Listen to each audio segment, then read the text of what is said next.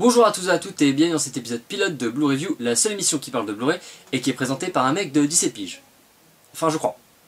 Alors je sais bien que le principe des épisodes pilotes est en quelque sorte de présenter le format d'une émission, voire même d'une série, mais comme l'a dit un grand philosophe, fuck la police! Du coup mon but dans ce pilote ne sera pas seulement de vous introduire à la formule de l'émission, mais aussi de répondre à deux questions que vous vous posez peut-être. Qu'est-ce que c'est un Blu-ray et pourquoi c'est trop cool? Mais d'abord, remontons dans le temps.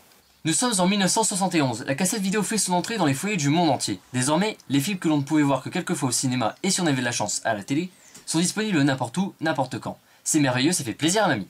En parallèle au nouveau format de cassette vidéo qui arrive au fur et à mesure, le Laserdisc tente lui aussi une percée en 1978. Avantage du Laserdisc, plus besoin d'attendre 3 plombes de rembobiner le film pour pouvoir le regarder à nouveau. Inconvénient, le bousin est énorme, quasiment aussi énorme qu'un vinyle 33 tours. Et surtout, il coûte extrêmement cher. 250 francs le film, 3000 francs le lecteur. Du coup, la cassette reste maîtresse sur le marché jusqu'en 1995 avec l'arrivée du DVD. Et en gros, le DVD c'est le Laserdisc mais en mieux. Moins cher, moins encombrant et disposant d'une plus grande capacité, ce qui permettait que les films soient d'une bien meilleure qualité que sur Laserdisc ou même cassette. Et puis en plus, il y a même de la place pour mettre les bêtisiers. C'est formidable, les papas, les mamans, les enfants, les grands-parents et même les escargots sont comblés. Seulement en 2006, le cinéma numérique arrive, et avec lui des pixels. Beaucoup de pixels, puisqu'on commence à parler de 720p, voire même de 1080p. Problème, le DVD n'arrive pas à contenir un film de 720p natif pur, même pas taillé ni filtré de la vraie qu'on trouve seulement en Afrique.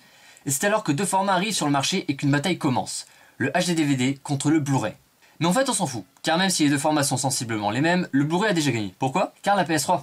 Et oui, car pour les deux du fond qui sont restés dans une grotte, la PS3 était la seule console de la 7ème génération à fonctionner avec un lecteur Blu-ray. La Wii et la Xbox 360 tournaient quant à elles encore au DVD. De ce fait, tous les jeux PS3 sont faits sur Blu-ray. Du coup, Sony s'en met plein les poches. Ah oui, car c'est un truc que j'ai pas précisé, la technologie du Blu-ray appartient à Sony. Du coup, qu'est-ce qui se passe? Bah les gens qui ont une PS3 se disent pourquoi diable de foutre devrais-je payer un lecteur HD DVD alors que j'ai déjà un lecteur Blu-ray sur ma magnifique console de salon, mais enfin. Et du coup Sony rafle tout, le secteur jeux vidéo, le secteur cinéma et le secteur particulier avec les Blu-ray utilisés pour graver des trucs dessus. Du coup, 2 ans plus tard, le temps que la PS3 s'installe un peu partout dans le monde et que les gros jeux arrivent, le HD DVD est officiellement mort et enterré en février 2008. Et depuis, le Blu-ray a imposé sa dictature sur les autres formats de stockage vidéo. Non, je déconne. En effet, le Blu-ray a du mal à se faire une place dans les foyers. Alors chez les riches ça va encore, mais disons que chez les gens de petite fortune, c'est un peu plus compliqué. Tout d'abord, un lecteur Blu-ray potable coûte environ 70 €. Et quand les gens ont déjà chez eux un lecteur DVD, ils voient pas trop l'intérêt de gagner 3 pixels de merde en plus. Surtout quand en moyenne, un Blu-ray neuf en magasin coûte 30 putains d'euros. 25 € si on a la chance. Bon, aujourd'hui on n'a plus trop à se plaindre grâce à Amazon et tout. Même certains magasins semblent diminuer petit à petit le prix des Blu-ray pour atteindre celui des DVD avant l'arrivée du Blu-ray justement, à savoir une vingtaine d'euros. Mais malgré ça, le Blu-ray a du mal à faire son bonhomme de chemin.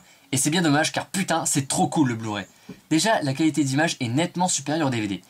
Alors vous allez me dire, ouais, et alors? On s'en fout, non? Ça change rien, la qualité du film en lui-même. Sachez que vous avez raison, mais que vous avez aussi tort. Je peux tout à fait concevoir qu'on se foute de la qualité d'image, de qu'est-ce qu'on a fait au bon Dieu, car peu importe la résolution, ce film restera toujours aussi chiant. Mais prenons le cas de Dawn of the Planet of the Apes, la planète des singes, l'affrontement. Titre de merde, merci les traducteurs. J'ai vu le film 2 fois. La première fois en DVD et la deuxième fois en Blu-ray. La première fois, j'avais passé un bon moment, mais j'avais cette impression que la qualité des singes n'avait pas bougé depuis le premier film. Alors, ça ne m'avait pas gâché mon plaisir devant le film. Mais j'avais trouvé ça dommage. Puis alors que j'ai cherché des tomates sur Fnac.com, je me suis égaré sur un site de streaming et j'ai vu que le film était dispo en 1080p sur la qualité d'un Blu-ray. Je le mate et waouh! Là, les singes m'en ont mis plein la vue.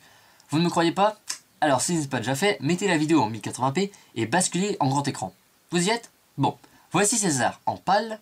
Et le voici en 1080p.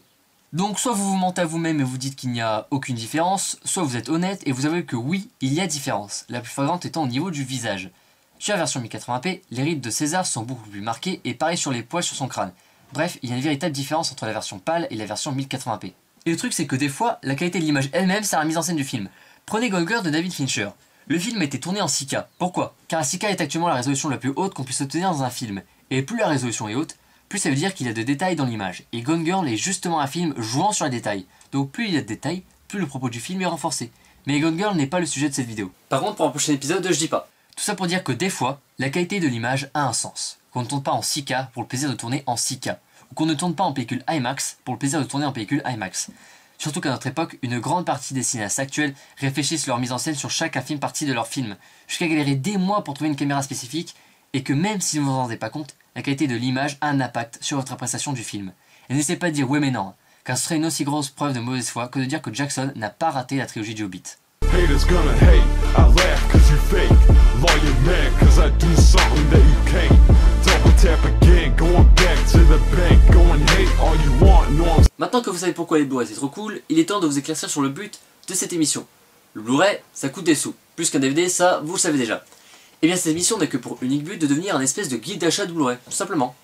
Je vous y présenterai le contenu des Blu-ray testés, à savoir les bonus présents, les langues disponibles parce que vive la diversité, la qualité d'image puisque des fois les films présentés seront des remasters de films tournés en pellicule, et enfin une mini-critique des films présentés, si j'en ai pas déjà fait une auparavant sur la chaîne. D'ailleurs, 3 types d'épisodes vous seront présentés. Les vracs, dans lesquels je vous parlerai de 3 Blu-ray n'ayant pas forcément de rapport, les collectors, dans lesquels je parlerai de coffrets ou de collectors en Blu-ray, et enfin les épisodes spéciaux qui seront consacrés soit des Blu-ray d'un même réalisateur, soit des Blu-ray ayant une thématique commune. J'espère que cet épisode pilote vous aura plu, ou en tout cas que vous aurez appris des trucs.